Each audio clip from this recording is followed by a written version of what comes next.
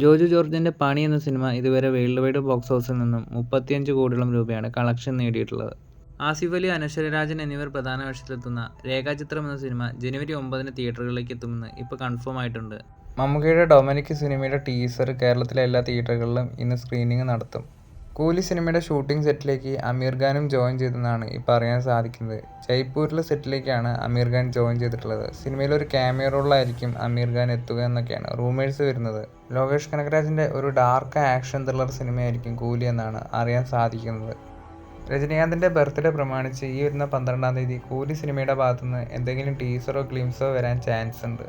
അതുപോലെ കൂലി സിനിമയുടെ റിലീസ് ഡേറ്റ് അനൗൺസ്മെൻറ്റും ഉടനെ ഉണ്ടാവും.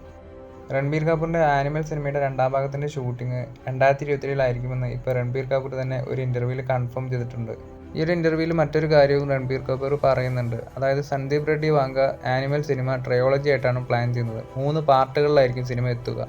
അല്ലു അർജുൻ്റെ പുഷ്പ ടു ദ റൂൾ എന്ന സിനിമ ബോക്സ് ഓഫീസിൽ ഗംഭീര കളക്ഷൻ നേടി മുന്നേറുകയാണ്. ആദ്യ ദിനം പല സ്ഥലങ്ങളിലും സിനിമയ്ക്ക് നെഗറ്റീവ് റെസ്പോൺസ് കിട്ടിയിട്ട് പോലും നോർത്ത് ഇന്ത്യയിലൊക്കെ ഹെവി ബുക്കിംഗ് ആണ് പുഷ്പ 2 സിനിമയ്ക്ക് കാണുന്നത്.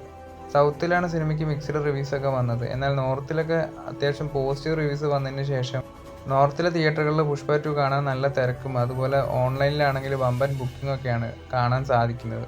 സിനിമയുടെ 4 ദിവസത്തെ വേൾഡ് വൈഡ് എസ്റ്റിമേറ്റഡ് കണക്കുകൾ പ്രകാരം 750 കോടിയോളം രൂപയാണ് സിനിമ ഇതുവരെ കളക്ഷൻ നേടിയിരിക്കുന്നത്. 800 കോടിയിലേക്ക് സിനിമ അടുത്ത ദിവസം ടച്ച് ചെയ്യും.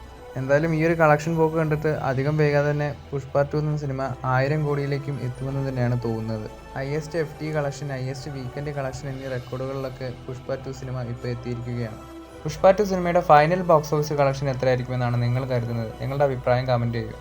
കൂടുതൽ സിനിമകളുടെ അപ്ഡേറ്റുകളുമായി അടുത്തൊരു വീഡിയോയിൽ കാണാം.